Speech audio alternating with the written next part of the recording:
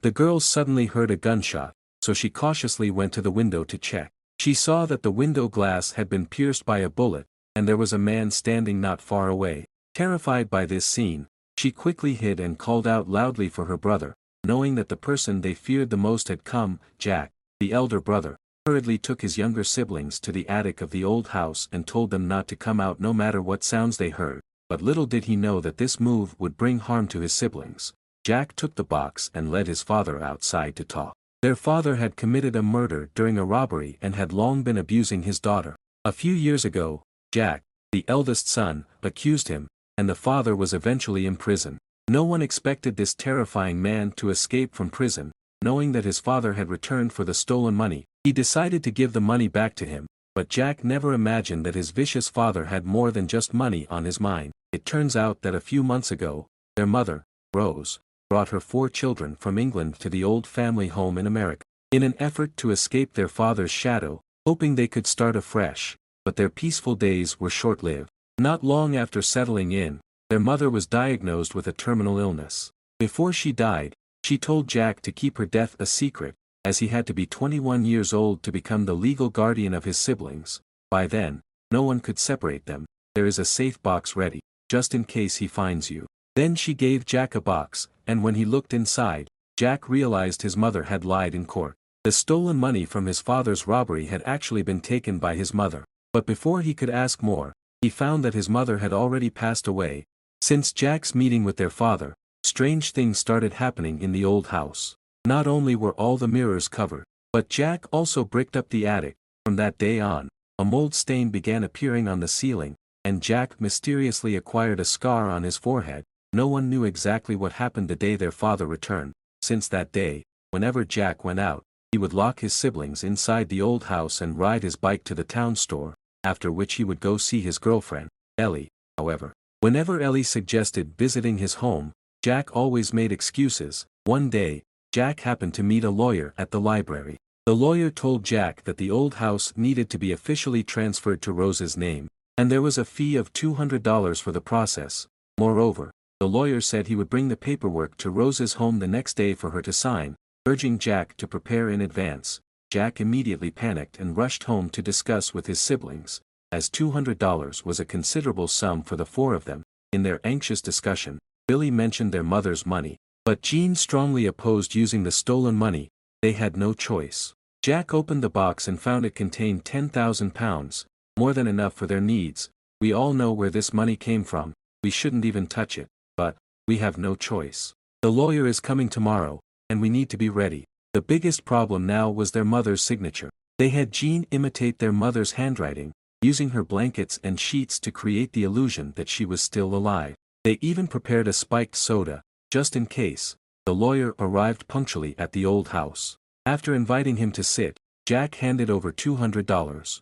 The lawyer accepted the money and asked to see his mother. But Jack lied, saying she was gravely ill and didn't want anyone to see her in such a state. Jack hoped the lawyer would let him take the paperwork upstairs for his mother to sign. Though the lawyer found it a bit odd, he agreed to Jack's request. Jack hurried to his mother's room for Jean to sign, but now, they had to sign 2 copies of the contract. Jean worried that her handwriting might not match perfectly, but she had no choice and had to push through. After a while, the lawyer downstairs sensed something was off and walked into the house. He noticed the mirrors covered in white cloth and the moldy spots on the ceiling, then was strangely drawn to Jack's mother's door. Inside the room, Jean was too nervous and hadn't yet finished signing. Seeing the lawyer approaching the door, Jack could only pretend to talk to his mother. Fortunately, at the last moment, Jean finally completed the task, and Jack handed the signed contract to the lawyer, successfully defusing the crisis. From today, this house would officially belong to Jack's mother. That night, the siblings sat around the table playing a game. Jack accidentally dropped the dice on the floor. Sam was about to pick it up when he was startled by the white cloth covering the mirror, claiming there was a ghost in the mirror. Jack immediately became tense, instructing them to hide in the basement while he cautiously went to the mirror and recovered it with the fallen cloth. When he looked up at the ceiling, he saw the attic floor mold spreading. It seemed to be getting worse. He noticed an opening in the ceiling and curiously peeked inside, only to be suddenly struck by something that made him pass out. Jean said it must be because they used the stolen money that they were now being haunted by the devil. they decided to dispose of the rest of the money. But since Jack had sealed off the attic, Billy had to climb onto the roof. He threw the box containing the stolen money into the attic through the chimney. After that, the siblings' lives returned to a temporary calm, sometimes sneaking out to meet Ellie, but after all that had happened at home, Jack forbade his younger siblings from leaving the old house. However, the long-term confinement made the siblings restless. One day, Sam secretly took the keys while Jack was napping. He then noticed a bullet hole in the glass.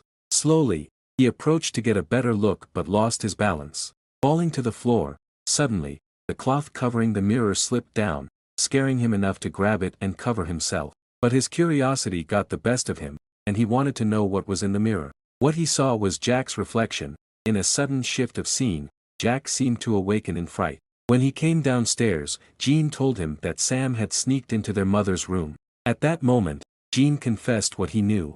He said that the ghost Sam saw was actually their father.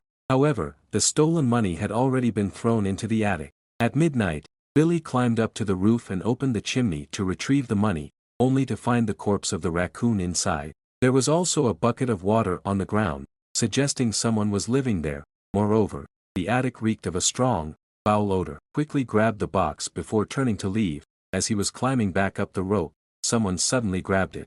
To his horror, it was his emaciated father. Billy panicked, trying to escape, but in his haste, the box slipped from his hands again. The next day, Jack saw Jean tending to Billy's wounds and learned about Billy's attempt to retrieve the box from the attic the night before, and the shocking discovery that their father was still alive. Hearing the news, Jack collapsed to the ground. Seeing Jack convulsing, Jean decided to tell Ellie the truth, as she was their only hope to save Jack now. She is the only one who can help us. She wants to see Billy. She loves Billy. The only thing that can help her now is protecting Jack. We must tell Ellie the truth. So they communicated through Morse code using a flashlight. It was the only way Jack and Ellie could contact each other. Based on the blinking light, Ellie got a location.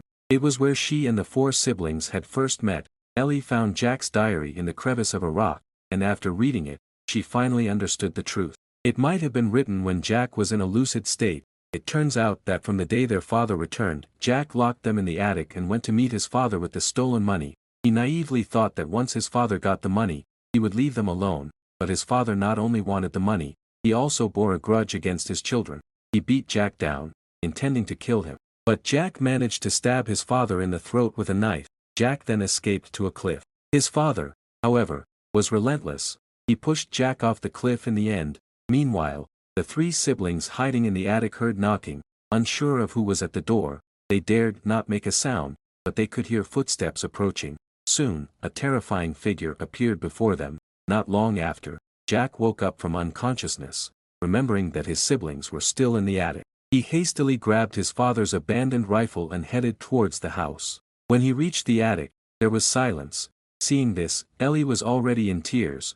It turned out Jack's siblings had been killed by their cruel father 6 months ago. Jack fell into deep remorse after their deaths.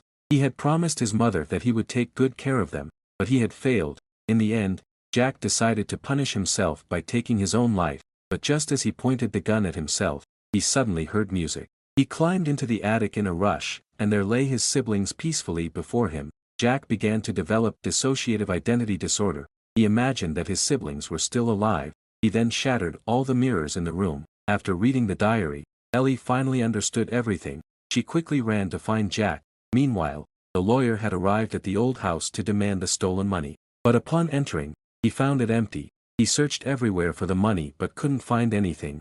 Soon, he noticed the sealed-off attic, so he used a hammer to break through the wall. As the attic door slowly opened, a foul, decaying smell filled the air. He lifted a moldy blanket to reveal the bodies of the three siblings. Not long after, Ellie finally arrived at the old house. She heard Jack's voice coming from the basement. Approaching closer, she realized Jack was playing different personalities.